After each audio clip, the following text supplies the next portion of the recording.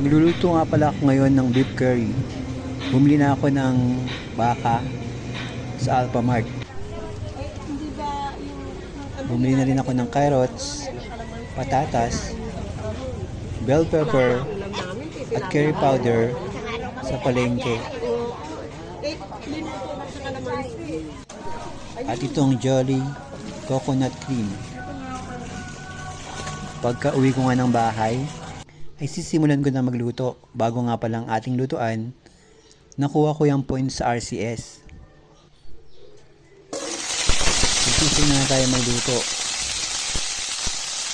Iprito natin ang carrot at patatas. At halu-haluin. Hayaan muna natin maluto. At nagisa na ako ng bawang,